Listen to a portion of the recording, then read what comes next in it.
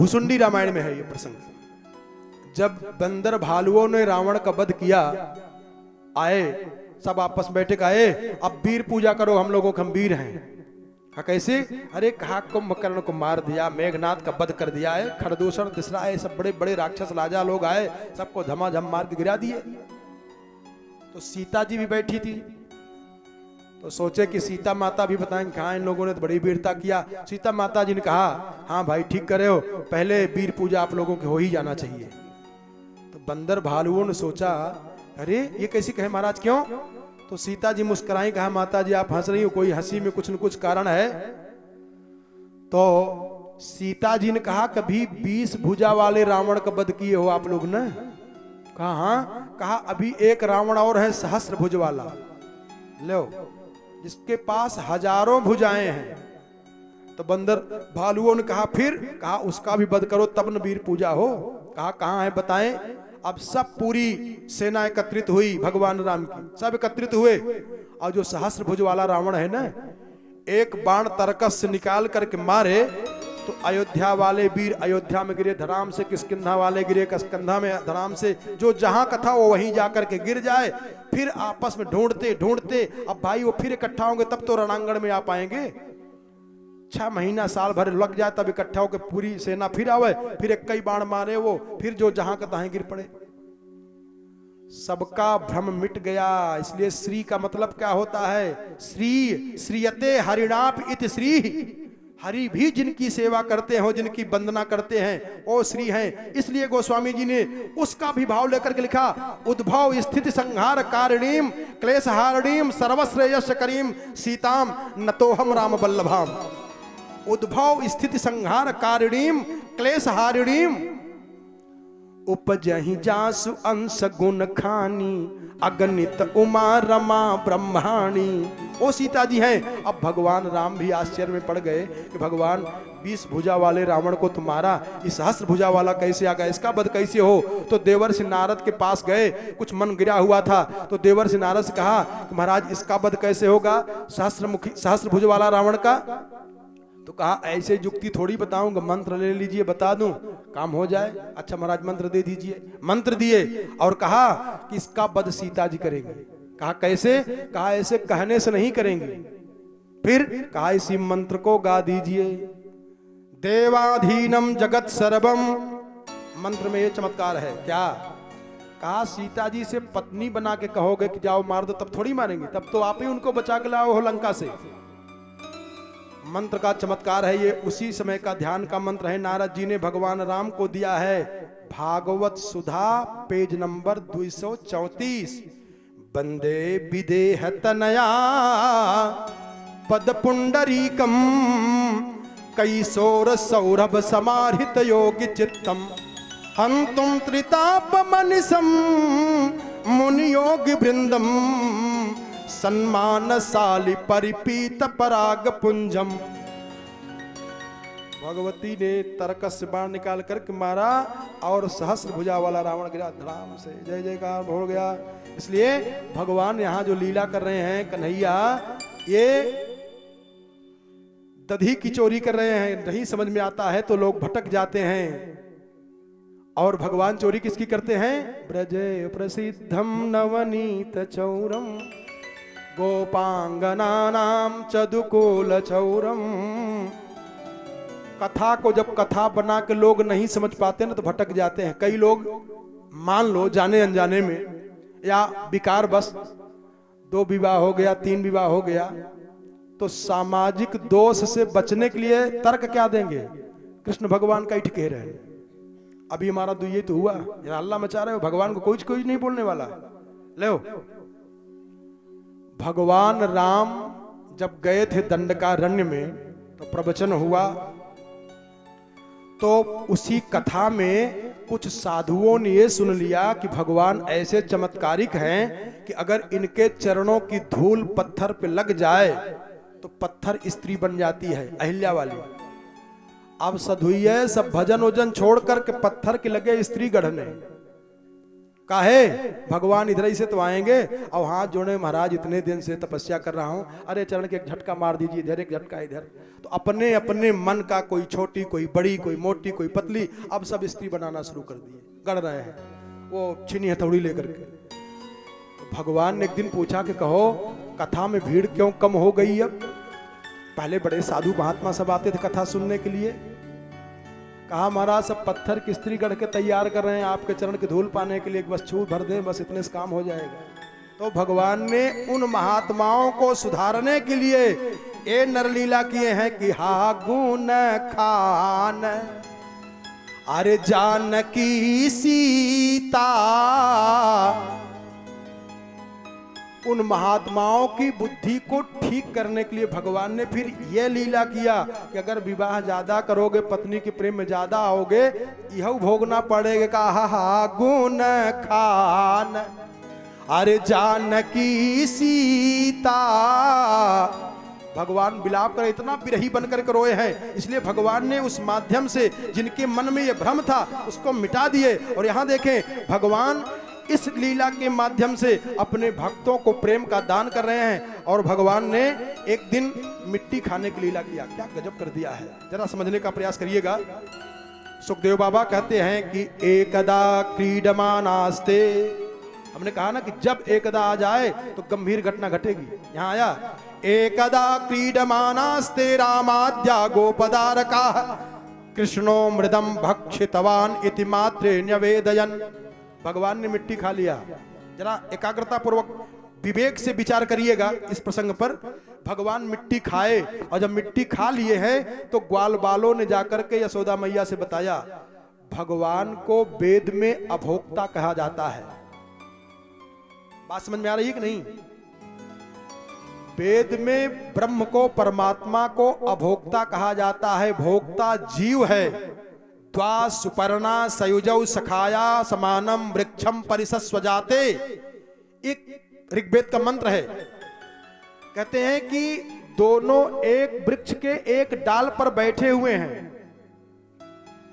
मोहनजोदड़ो हड़प्पा की जो खुदाई हो रही थी उसमें जब देखा तो एक आदमी ने चित्र देखा कि दो पक्षी बैठे हुए हैं और एक पक्षी के मुख में फल है और एक पक्षी केवल देख रहा है। जब सनातन धर्मी ने देखा तो नाच गया खुशी में, कहा वाह क्या बात है। कहा कैसे? कहा द्वा सुपर्णा सयुजौ सखाया समानम वृक्षम परिसस्वजाते। देखो वेद का मंत्र यहां दिख रहा है, पूर्वज का दिख रहा है।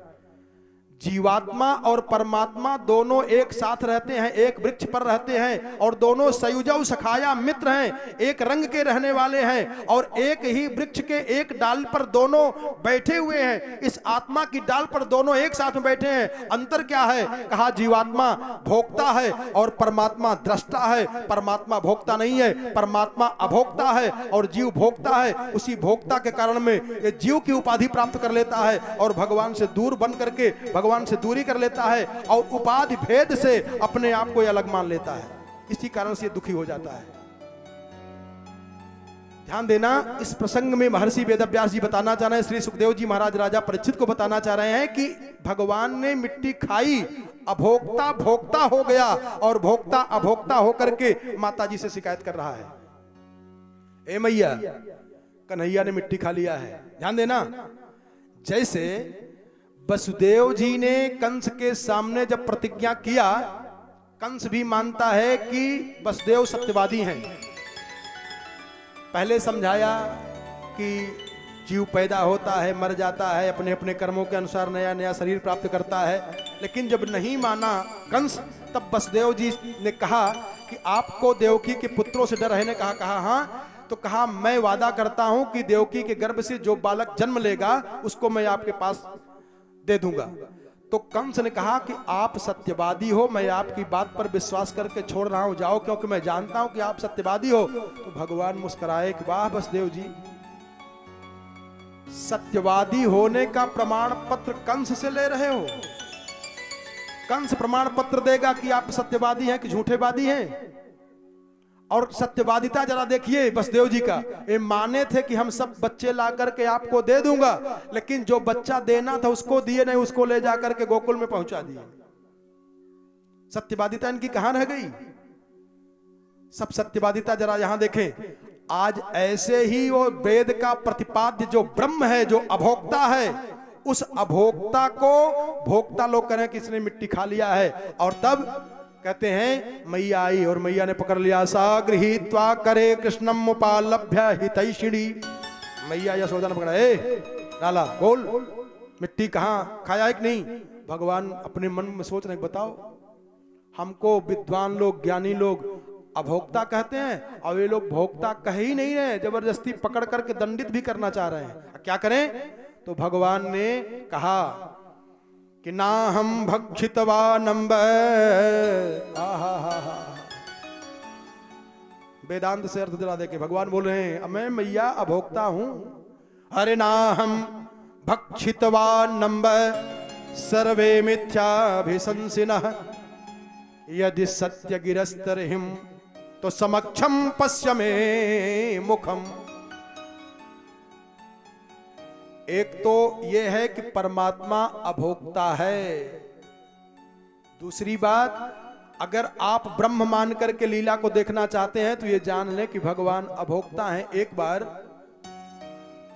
गोपियां भगवान के पास गईं और भगवान से कहीं, महाराज मैं पूड़ी मिठाई बनाई हूं और दुर्वासा जी को भोजन कराना चाहती हूं।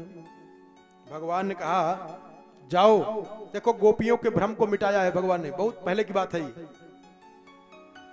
भगवान ने कहा जाओ जमुना जी पार कर। कहा जमुना जी इतनी बड़ी हुई है, कैसे पार करूं? तो भगवान ने कहा कि जाकर के जमुना जी के सामने कह देना कि यदि भगवान अच्युतानंद हो, अरे राम राम, हे जमुना जी रास्ता दे दो। और जो गोपियों ने कहा हे जमुना जी, अगर भगवान अच्युत हो, किसी पराई स्त्री को गंदी निगाह से देखे भी ना हो, अच्युत हो, तो रास्ता दे दीजिए। और जमुना जी रास्ता दे दी। आप गोपियों के मन में और भ्रम बढ़ा। देखो जमुना जी कितनी झूठी नहीं है, जिसका पति झूठा है तो वो कितना सही बोलेंगे। लेकिन एक दूसरे से बोल नहीं रही हैं, गई और बढ़िया पूड़ी मिठाई हलवा दुर्वासा जी के सामने रखी। दुर्वासा जी भोग लगाए और भोग लगा के पूरा का पूरा साफ कर गए। कहा महाराज कैसे जाऊं? दुर्वासा जी ने कहा जाके जमुना जी से कह देना कि दुर्वासा केवल दूब का भोजन पूरा जीवन अगर किए हो तो रास्ता दे दीजिए। गोपियां आई, कहा है जमुना महारानी, अगर दुर्वासा जी पूरा जीवन केवल मात्र दूब का आहार लिए हो तो रास्ता दे दीजिए। और जमुना जी जब रास्ता दे दी तो गोपियों आपको बहुत आश्चर्य हुआ। कहा भी कुछ नहीं बोलना है। और जब बाहर निकली कहा झुट्ठी नहीं है, बहुत झुट्ठी नहीं है जमुना, बताओ। और तब भगवान ने तेने ब्रह्म हृदय आदि कवये मोह्यन्ति यत् सूरयः, उन परमात्मा ने जो उर प्रेरक रघुवंश विभूषण, भगवान ने प्रेरणा दिया उन गोपियों को आपस में। भगवान किसके वो कह रही है, बताओ भगवान कितना दिन हमारे साथ में रहे और करें मैं अच्युत हूं। उसका क्या झूठ बोलती हो, शर्म नहीं आ रही है आपको झूठ बोलने में? उस दिन तो हमारे साथ में थे। तब सबका भ्रम मिटा। ऐसे ही आज भगवान ये मिट्टी खाने की लीला कर रहे हैं। एक तो वो ब्रह्म, अगर ब्रह्म मान के चलते हो तो अभोक्ता है, अभोक्ता कभी भोक्ता नहीं होता है। और दूसरी बात, भगवान मिट्टी खाए, मतलब एक भाव, विशेष भाव ये है कि धरती पर चलते फिरते देवता हैं, ब्राह्मण भूसुर कहे जाते हैं। माने ब्राह्मणों को इशारा किया, द्विज, ब्राह्मण को द्विज भी कहा जाता है, ये द्विज हैं। और दांत को भी द्विज कहा जा सकता है। द्विज माने जिसका दूसरा जन्म हो। तो दांत पहले माँ के गर्भ से पैदा होते हैं तो कुछ दिन तक रहता है, टूट के फिर नया दांत जमता है, ये भी द्विज है। तो मानो इस द्विज के माध्यम से इस भूसुर रूपी द्विज को धरती का कष्ट भगवान दिखाना चाह रहे हैं कि अपने अपने धर्म से च्युत होते जा रहे हो और धरती पर अधर्म का बढ़ावा होता जा रहा है, इस कारण से मानो इसको किए। अथवा भगवान ने जो पंच प्रकृतियों के स्वरूप धारण करके आए हैं उसको परमात्मा भगवान श्री कृष्ण ने विशुद्ध किया है। जैसे धरती के कण को खा करके धरती को पवित्र किया है, और यमुना जी के अंदर जो कालिया नाग है उसके द्वारा जल को शुद्ध किया है, और अघासुर को मार करके भगवान ने उसको शुद्ध किया है, और व्योमासुर को मार करके आसमान को पवित्र किया है, और ये जो बवंडर बन करके आया है, तृणावर्त को मार करके हवा को भगवान ने शुद्ध किया है, इन पंच प्रकृतियों को भगवान ने शुद्ध किया है। और इसके बाद कहते हैं कि यशोदा मैया को जब भ्रम हुआ, यशोदा मैया जा करके पकड़ती है भगवान को और ला करके उखल में बांध देती हैं, और भगवान नारद की बात को सत्य करने के लिए उखल को घसीट करके लेके जाते हैं। दोनों जो यमलार्जुन के वृक्ष हैं उनको धक्का लगाए गिरे, और यमलार्जुन के दोनों वृक्षों ने भगवान से वरदान मांग लिया। क्या वरदान मांगा? बाणी गुणानुकथने श्रवणौ कथायाम। ये वरदान है। कौन? यमलार्जुन ने मांगा है, जो धनाध्यक्ष कुबेर के पुत्र हैं, जिसका नाम था नलकूबर और मणिग्रीव, जो श्राप से वृक्ष बन गए थे, और जब फिर इनके शाप से मुक्ति हुई तो ये वरदान मांगे हैं। हम सबका भगवान की बहुत बड़ी अहेतु की कृपा है, जो इस परम पावन महीना में बैठ करके भगवान की कथा सुने। वरदान मांगने पर भी नहीं मिल पाता है, इसलिए कहा कि वाणी गुणानुकथने श्रवणौ कथायाम हस्तौ च कर्म सुमनस्तव पादयोर्नः स्मृत्यं शिरास्तव निगास जगत प्रणामी दृष्टि सताम दर्शनेस्तु भवत्तनूनाम। इनको बताए। इसके बाद कहे अघासुर आया। अघासुर माने, अघ माने होता है पाप। पाप एक रूप बना करके आ रहा है, सब पूरा पाप अघासुर। और कैसे बन करके आया है? अजगर बन करके। अरे राम राम राम राम, क्या गजब का संकेत देती है कथा। ये पाप अजगर बन करके आया है, ध्यान देना। और अजगर माने सर्प, सर्प का रूप धारण किया है। ये तो दूषण है, लेकिन ध्यान से समझना बात को। और ऐसे ही सर्प को भगवान शंकर जी अपने गले में लपेटे रहते हैं। और पाप, जो पाप का समूह है, वो अघासुर बन करके आया है। और अघ माने वो पाप। अघासुर कैसे बन के आया है? घोड़ा के रूप में। किस रूप में आया है? अजगर के रूप में आया है। मुंह को फैलाया, नीचे वाला भाग धरती पर, ऊपर वाला आसमान में टिका दिया है। जरा समझें, सर्प को पाप कहा जाता है। और ये पाप का और जरा सूक्ष्म अर्थ समझें क्या होता है। जैसे कोई छोटा सा सर्प हो, विषैला तो वो भी होता है, और भगवान शंकर जी अपने पूरे शरीर में सर्पों से ही सजते हैं। कान में कुंडल, छोटा सर्प का बच्चा, उसको कान में कुंडल बनाए हुए हैं। और हाथ में जो घुमा के पहने हुए हैं कंगन बना करके, वो छोटा छोटा सर्प है। भुजाओं में जो पहने वो भी सर्प ही है। और सर्प को क्या कहा है? जरा एक आश्चर्य तब हो जाता है, जरा ध्यान देना। गरुड़ जी महाराज सर्प का आहार करते हैं। और ध्यान देना, सर्प को भगवान शंकर जी अपने शरीर में आभूषित किए हुए हैं, धारण किए हुए हैं। और वही सर्प सती को डस लेता है। जिन सर्प का आहार करते हैं गरुड़ जी महाराज, ध्यान देना, भगवान विष्णु के वाहन है गरुड़ जी, जो सर्प का आहार करते हैं। और भगवान शंकर जी की धर्मपत्नी है सती, शंकर जी जो सर्प का श्रृंगार करते हैं। लेकिन भगवान शंकर जी जो सर्प का श्रृंगार करते हैं, उनकी पत्नी को डस लिया और बेचारी बेहोश होकर के जय सिया राम चली गई। और भगवान विष्णु का वाहन गरुड़ जो सर्प का आहार करता है, सर्प के आहार के करने वाले गरुड़ को भी सर्प ने डस लिया। कहा सर्प क्या है? हरि संशय सर्प दस्यु मोहिता, संशय सर्प दस्यु मोहिता, संशय सर्प दस्यु मोहिता, संशय सर्प दस्यु मोहिता, संशय सर्प दस्यु मोहिता, संशय सर्प दस्यु मोहिता, संशय सर्प दस्यु मोहिता। जरा देखो संशय का सर्प कैसे करते हैं। एक जगह शादी हो रही थी और उसी गांव में एक वृद्ध थे, तो उनका इतना ही काम था कि अगर किसी की शादी होती होती रहे तो बिगाड़ देना। तो लड़के का तिलक चढ़ रहा था, तो लड़के के पिताजी ने सोचा कि अगर उस आदमी को बुलाएंगे तो हर हाल में कभी न कभी कहीं न कहीं से वो कुछ न कुछ बिगाड़ देगा और शादी कैंसिल हो जाएगी। तो लड़के के पिता ने विचार बना करके उनको निमंत्रण ही नहीं दिया, और वृद्ध बेचारे जब आए तो उनके घर वालों ने कहा कि आपका जो चरित्र है, आपका जो काम है, इसी कारण से देख रहे हो फलाने के लड़के के यहाँ तिलक चढ़ रहा है, आज निमंत्रण नहीं दिए। तो उसने कहा कि निमंत्रण नहीं दिए तो इसमें क्या हुआ, बिना निमंत्रण को नहीं जा सकता हूं क्या? जरा देखो संशय का सर्प कैसे डसता है।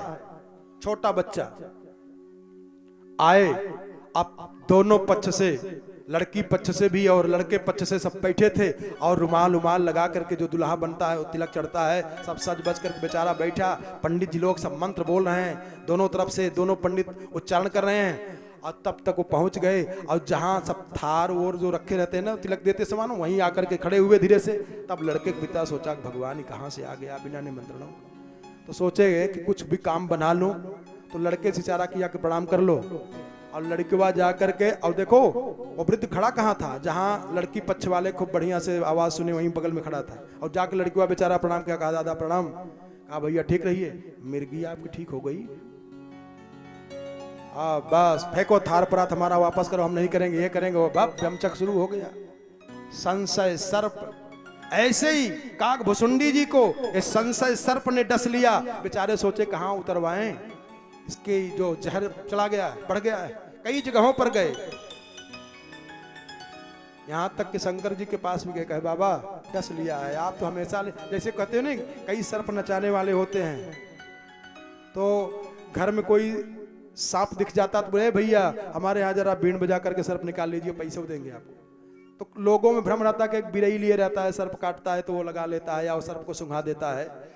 ऐसे ही काग भुसुंडी जी के मन में आया, ये तो सर्प बड़े बड़े, हमको तो छोटा सा सर्प डस लिया है, मैं परेशान हो रहा हूँ, और ये तो बड़े बड़े सर्पों को गले में लपेटे रहते हैं, तो चल करके इन्हीं से दवा ले ले। शंकर जी ने सोचा कि अगर जल्दी से इनको दवा दे देंगे तो समझ में कम आएगा, इसलिए कहा कि मिले हु करुण मार्ग महु मोही, मिले हु करुण मार्ग महु मोही, मिले हु करुण मार्ग महु मोही, मिले हु करुण मार्ग महु मोही, कवन भांति समझा तो ही, कवन भांति समझावहु तो ही, कवन भांति समझावहु तो ही। अघासुर बन करके आया है, ध्यान देना। समस्त पाप समूह अघासुर बन करके आया। जो बड़े बड़े ज्ञानी विज्ञानी, ज्ञान विज्ञान संपन्न जो रहते हैं, उनको भी ये डस लेता है। ऐसा अजगर बन करके आया है अघासुर, पाप समूह बन करके, और ग्वाल बाल बेचारे अंदर घुस गए। लेकिन उस पाप से देखो, जब भगवान की कृपा होती है ना, तो दूषण भूषण बन जाता है। यही सर्प दूसरे को डस लेता है तो मर जाता है, और यही सर्प भगवान शंकर जी की सुंदरता को बढ़ाए रखता है। ये जो कान में सर्प लपेटे हैं ना, कान में कुंडल पहनते हैं भगवान शंकर जी, इस संशय रूपी सर्प को भगवान शिव कथा से जोड़ देते हैं। ये दूषण नहीं फिर भूषण बन जाता है। और हम लोग इस संशय रूपी सर्प को कथा से जब विपरीत कर देते हैं तो भूषण होने के बाद भी ये दूषण बन जाता है।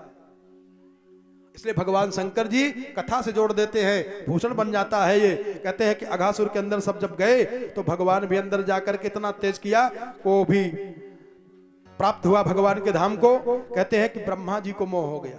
बताओ, सोचो, जगत पिता ब्रह्मा भी जिनकी माया से व्यामोहित हो जा रहे हो, ऐसी भगवान की कथा है। एक बार ब्रह्मा जी के मन में आया कि सब कृष्ण को भगवान मान रहे हैं, चल करके जरा मैं भी देखूं। भगवान समझ गए। देखो, भगवान को जानने के लिए केवल सबसे सुंदर साधन है भगवान की कथा बस। ब्रह्मा जी के मन में भ्रम हुआ और ब्रह्मा जी जब देखने लगे तो भगवान ने गजब की लीला कर दिया। कहा क्या? सुखदेव जी महाराज ने जब इसको बताया, कहा 1 वर्ष के बाद यह घटना घटी है।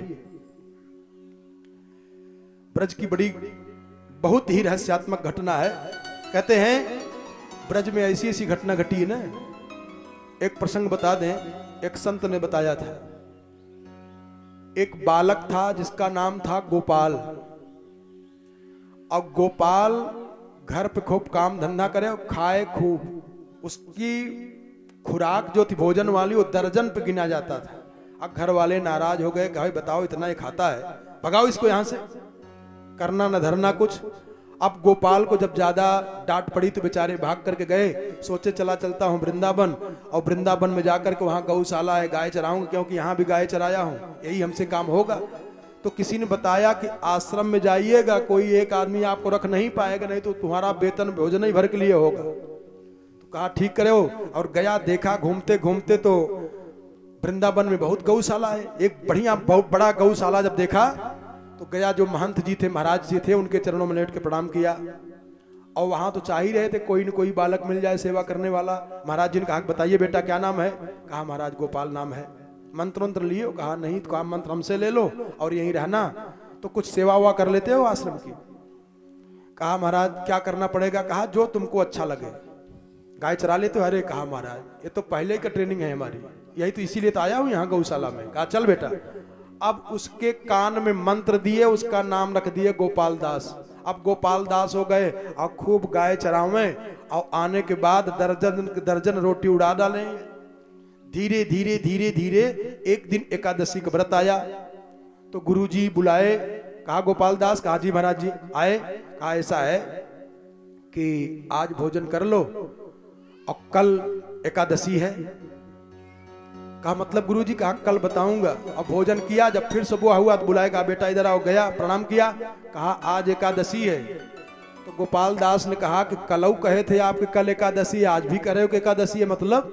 कहा आज व्रत रहना पड़ेगा, आज व्रत रहो। कहा गुरुजी एक निवेदन है। कहा क्या? कहा ये काम किसी दूसरे को कर देते तो नहीं ठीक होता? तो कहा गुरु की बात काट रहे हो? कहा काट नहीं रहा हूं, इस बात को किसी और दूसरे को कह दो कि व्रत कर जाए। कहा क्यों? कहा अगर व्रत हम कर जाएंगे तो द्वादशी का पारण करने लायक हम रह ही नहीं जाएंगे, मतलब रतिया भर में बेहोश हो जाएंगे, चले जाएंगे अस्पताल अगर हमको एक दिन भोजन नहीं मिलेगा। तो इसीलिए तो आया हूं गौशाला में। कहा ये दशा है तो देखो ऐसा है कि आश्रम में तो भाई भोजन बनेगा नहीं, और तुम एक काम करो, अब तुम्हारी बात है तो कुछ यहां से सीधा ले लो और जाओ गाय चराना, भोजन बना लेना। भोजन बना लेते हो? कहा बना तो नहीं लेता हूं, लेकिन मरता क्या न करता, जब भोजन नहीं मिलेगा तो बनाना ही पड़ेगा, अपने हाथ से बनाऊंगा। तो बुलाया दूसरे वाले, चला गए इसको दो भोजन का सामान दे दो, सब दाल चावल जो जो देते हो दे दो, और कहा ये कंडा लेके जाना, उसको जला करके अपना बाटी चोखा वोखा सब बना लेना। कहा ठीक है गुरुजी। आज जब पूरा लिया सामान तो गुरुजी बुलाया, कहा सुनो भोजन बना लेना तुलसी दल डाल करके, और भगवान को बुला करके भोग लगा करके तब लेना। राशन देखा, गोपाल दास ने कहा कि राशन दिए हैं एक कई 2 आदमी के लिए, कह रहे भगवानों को बुला लेना, कम न पड़ जाए। तो कहा कम तो नहीं पड़ेगा। कहा गुरुजी कुछ लग रहा है कि कम पड़ जाएगा। तो जो प्रधान से कहा बताओ इतना दिया हूं, कह रहा कम पड़ जाएगा। अब वो गोपाल सोच रहा है कि भगवानों आएंगे भोजन करेंगे तो जैसे हम करेंगे वैसे उससे कम भगवान थोड़ी करेंगे, भावना देखिए जरा उसकी। तो कहा गुरुजी कुछ कम पड़ेगा। कहे और दोस्तों अब 2 खुराक लिया, गया बढ़िया भोजन जैसा बन सका बेचारे से कच्चा पक्का बनाया, बना करके अब भोग लगा रहा है।